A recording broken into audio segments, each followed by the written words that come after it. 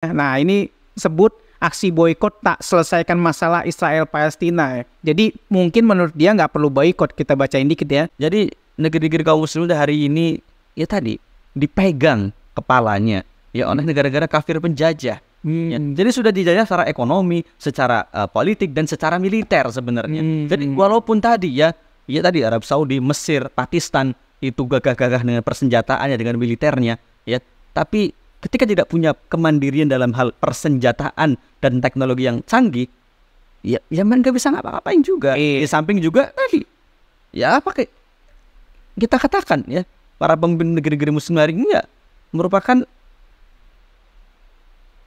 atau pembebek Amerika. Fakta itu ya. Jadi bisa dikatakan terutama di Timur Tengah ya, untuk melanggengkan kekuasaannya ya.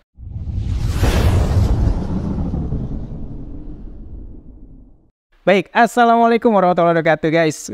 Kembali lagi bersama kita berdua di obrolan milenial kali ini ya, spesial edisi ya, malam-malam gitu kan. Bung Udin, ini ada yang perlu kita kritisi atau kita sentil dikit ya. Ada anggota DPR, ini pembahasannya agak unik ya. Nah, Mutia Hafid yang dulu pernah ditangkap di Irak kalau nggak salah ya, jadi sandera ya. Nah, ini sebut aksi boykot tak selesaikan masalah Israel-Palestina ya. Jadi mungkin menurut dia nggak perlu boykot, kita bacain dikit ya. Ketua Komisi 1 DPR RI Mutia Hafid menilai aksi boykot komoditas terhadap Israel tidak diperlukan karena tak menyelesaikan masalah. Waduh. Ya kata dia sih nggak perlu. Kita kalau boykot janganlah. Boykot juga nggak menyelesaikan masalah. Nah, ini kan sebagai orang DPR yang pernah merasakan hiruk pikuknya di bagian Timur Tengah itu, gimana Bung Herun? Kok bisa dia berpikiran seperti itu? Jangan-jangan udah kena efek omongannya Mahfud MD ya? Pak Mahfud MD yang malaikat pun masuk sistem Indonesia menjadi iblis. Gimana Bung Herudin? Iya, sebenarnya kalau kita lihat pernyataan Mbak Mutia Hafid ini ya, sebagai Ketua Komisi 1 DPR RI yang membidangi pertahanan, intelijen, komunikasi informasi dan luar negeri ya. Ini sudah ada benarnya. Cuma sebagai anggota DPR apalagi Komisi 1 yang membidangi pertahanan, kemudian luar negeri, harusnya Mbak Mutia Hafid itu ada pernyataan tambahan. Yakni solusi yang tepat adalah mengirimkan tentara untuk mengusir penjajah Israel dari Palestina. Itu yang tepat. Bisa itu. Bisa. Ya. Dia sebagai Komisi 1. Iya, minta kepada Menteri Pertahanan. Dia kan sebagai Komisi 1 tuh, ada Ketua Komisi 1 ya, dari Partai Golkar dia ya. Jadi bisa tuh ya memanggil Menteri Luar Negeri Retno Marsudi, kemudian Menteri Pertahanan Prabowo Subianto, minta coba bagaimana masalahnya ini. Jangan cuma kemudian evakuasi WNI saja ya. Ya, kamu kan yang kita ribut sekarang kan hanya pengevakuasian warga negara Indonesia dari Gaza ya. Walaupun akhirnya ada beberapa warga negara Indonesia di Gaza yang kemudian menolak untuk dievakuasi seperti Ustadz Muhammad Hussein Gaza ya, karena itu sudah istrinya orang sana dan sebenarnya nggak mau dievakuasi. Kalau nggak salah yang mau dievakuasi itu Bang Abdullah Onim. Bang Onim. Ya, Bang Onim. Jadi Mbak Mutia Hafid itu ya memang ada benernya juga. Memang ketika boykot produk itu nggak menyelesaikan masalah, tapi itu merupakan bagian dari perasaan Islami ya, kita semua masyarakat Islam, ketika kita mengetahui oh ternyata produk yang selama itu kita beli ya itu memberikan sebagian keuntungannya kepada militer Israel ya, untuk ternyata dari keuntungan ya, misalnya segelas Starbucks itu ternyata bisa membeli beberapa butir peluru, itu kan sangat menyakitkan ya. Ya itu wajar ya. Jika pun jadi seruan ini memang bukan solusi yang praktis. Solusi praktis mengirimkan tentara, sudah itu. Mengirimkan tentara untuk membebaskan masyarakat Palestina dari penjajahan Israel. Itu solusi konkretnya. Itu solusi konkret. Ya, jelas konkret itu. Sebagai ketua Komisi 1 sudah bisa itu apakah meminta Presiden Jokowi ya, apalagi Komisi 1 kan komisi yang paling biasanya diisi oleh anggota DPR yang wow lah, anggota DPR yang benar-benar membidangi masalahnya. Artinya kalau artis jarang tuh masuk di Komisi 1 ya. Kalau artis sih dari anggota DPR masuk komisi itu jarang. Paling ada satu, Tantowi Wahya. Kalau kan Golkar juga itu masuk Betul. di Komisi 1. Jarang memang kalau di Komisi 1 orang-orang yang hebat, orang yang tadi ya, karena kan masalah luar negeri, masalah pertahanan, komunikasi, informasi komunikasi dan intelijen. Jadi itu. Jadi Mbak Mutia Hafid harusnya itu yang dibicarakan. Jadi solusi konkretnya adalah mengirimkan tentara untuk mengusir penjajah Israel. Ya, bukan hanya berhenti pada kemudian melarang boikot. Boikot pun ya terserah kan, kita juga misalnya ada seruan boikot dari kaum muslimin ya, walau sebagian kita kan pasti banyak lah yang membeli produk-produk seperti KFC, McD ya, yang kemudian hari ini pun ternyata ada efeknya juga bagi mereka. Terlihat kan sepi kan penjualannya, walaupun memang aksi boikot ini juga memang bukan solusi yang bukan solusi ya, karena faktanya ketika nantinya ya sudah kelar.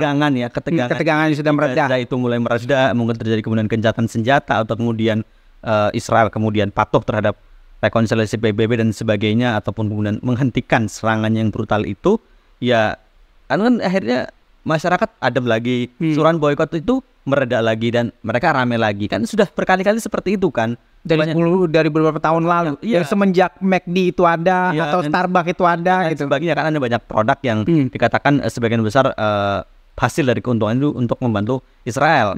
Ya, jadi itu sudah berkali-kali ya. Dan seruan boikot itu sudah berkali-kali dan memang ada efeknya secara langsung. Tapi kan tadi ketika itu ketegangan mulai mereda, ya telah ramai-ramai lagi kan. Iya. Ya, jadi secara ini memang ada efek yang langsung, tapi itu efek yang nggak lama. Ya, jadi sementara ya. Tapi ketika kita mengirim militer ya dan benar-benar secara serius mengusir pendudukan Israel di Zionis Israel di Palestina, itu solusi yang konkret, clear. Ya, tapi masalahnya hari ini itu mau sangat mustahil. Mustahil. Ya, tunggu dulu. Kan tadi dibilang bahwasanya Mutia Hafid ini ketua anggota Komisi 1. Iya.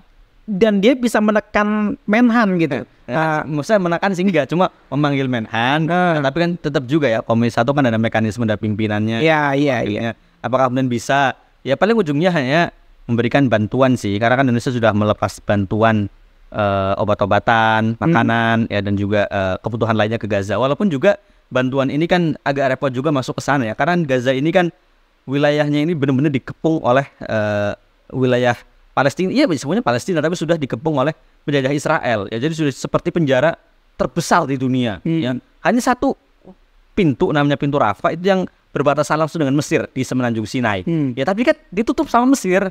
Kurang aja. Itu kan dari situ sudah terlihat ya bagaimana nasionalisme, bagaimana warna bendera yang memisahkan kita sebenarnya. Ya, jadi sebenarnya kita itu ribut-ribut Palestina ya, kemudian kita membawa bendera Palestina, membawa bendera Indonesia, itu sebenarnya sudah memisahkan kita. Oh gitu. Ya, ini khusus sebagai seorang Muslim ya. Ya, karena sebenarnya kita dengan masyarakat Palestina kan satu tubuh sebenarnya. Ya, kita harusnya merasakan apa yang mereka rasakan. Ya, tapi kemudian perasaan itu tersekat oleh yang namanya nasionalisme, batas-batas imajiner ya. Ya sebenarnya kan nggak ada tuh garis-garis ini di peta, itu kan garis imajiner. Apakah di dunia nyata ada garis? Kan nggak ada pun tembok, ya tembok buatan manusia yang bisa dihancurkan. Ya seperti tembok Berlin lah ya, bisa dihancurkan. Tapi yang jelas solusi konkret Palestina adalah jihad. Jihad untuk mengusir penjajah Zionis Israel. Itu clear dan salah satu yang bisa dilakukan terhadap kita benar-benar pasti yang bisa dilakukan itu adalah mengirimkan tentara. Iya. Nah, tapi tadi untuk gimana? saat ini dengan kondisi negara bangsa saat ini mustahil. Ya.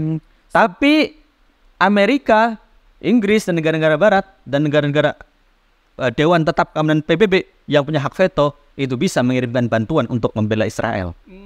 Ya. Tapi kaum muslimin tidak berani mengirimkan tentaranya untuk membantu masyarakat Palestina, warga Palestina, karena apa? Tadi satu nasionalisme. Yang kedua, karena negeri-negeri kaum muslimin itu terjajah baik secara langsung maupun tidak langsung, secara ekonomi maupun secara persenjataan. Arab Saudi mungkin bisa berbangga-bangga dengan jet F-16-nya. Tapi perlu diingat, itu buatan Amerika. Ya. Arab Saudi menggerakkan pesawatnya, diremot oleh Amerika, bisa jatuh. Jadi tidak ada kemandirian dalam hal keamanan dan juga ekonomi. Sama ekonomi pun, walaupun Arab Saudi itu salah satu produsen minyak, ya, ketika Amerika mengintervensi dan lain sebagainya, mereka tidak bisa berkutik apa-apa. Ya karena umat Islam hari ini terpecah belah secara wilayah, terpecah belah secara kepemimpinan, dan tidak punya keberanian para pemimpinnya. Tuh, seberapa mungkin dari skala 1 sampai 10, seberapa mungkin sih anggota DPR bisa menekan presiden atau Menhan untuk mengirimkan tentara ke sana? Kira-kira seberapa mungkin? Ya, 1 sekian. Nah, baik, melalui podcast ini kita coba sampaikan ya Bu Mutia Hafiz ya. Coba perkiraan kami bisa Anda salahkan dengan skalanya menjadi 10 jika Anda bisa langsung memanggil Menhan gitu ya. Atau Pak Presiden Jokowi segera mengirimkan. Mungkin Anda bikin surat ya. Mungkin tadi kan ketika dulu aksi Palestina mengalami panas yang luar biasa pun banyak kaum muslimin yang ingin berjihad ke sana. Ya. Tapi kan pemerintah melarang. Ya. Sebenarnya kan kalaupun tadi ya pemerintah nggak mau mengirimkan tentara, ya sudah biarkan saja sebenarnya kan. Iya. Tapi kan nggak boleh juga ya, karena pasti akan mendapatkan sanksi dari dunia internasional ya. Jadi itulah ya. Jadi negeri-negeri kaum muslimin hari ini ya tadi dipegang kepalanya ya oleh negara-negara kafir penjajah. Ya, jadi sudah dijajah secara ekonomi, secara politik dan secara militer sebenarnya. Jadi walaupun tadi ya tadi Arab Saudi, Mesir, Pakistan itu gagah-gagah dengan persenjataannya, dengan militernya, ya, tapi ketika tidak punya kemandirian dalam hal persenjataan dan teknologi yang canggih, ya mereka bisa ngapa-ngapain juga. Di samping juga tadi, ya apa kayak kita katakan ya, para pemimpin negeri-negeri muslim hari ini ya merupakan atau pembebek Amerika. Fakta itu ya.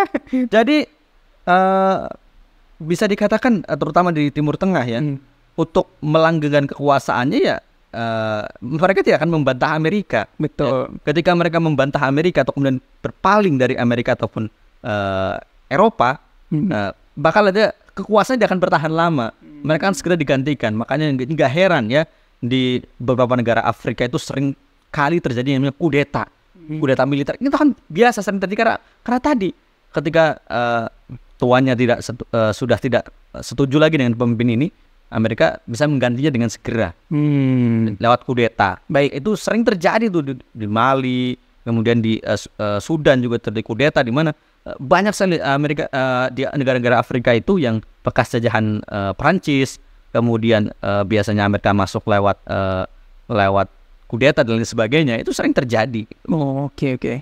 Baik, melalui podcast ini buktikan pada jajaran pemerintahan dan segala macamnya memperlakukan kedamaian dunia ya. Dan kemerdekaan adalah hak segala bangsa. Kemerdekaan itu adalah hak segala bangsa, maklum gitu kan. Udah dunia digital jadi nggak hafal. Parah. Baik, buktikan itu ya dari skala 1 sampai 10, buktikan Anda punya nilai 10 untuk segera memanggil Menhan dan Pak Jokowi segera untuk mengirimkan tentaranya. Baik, sekian dari kita berdua. Assalamualaikum warahmatullahi wabarakatuh.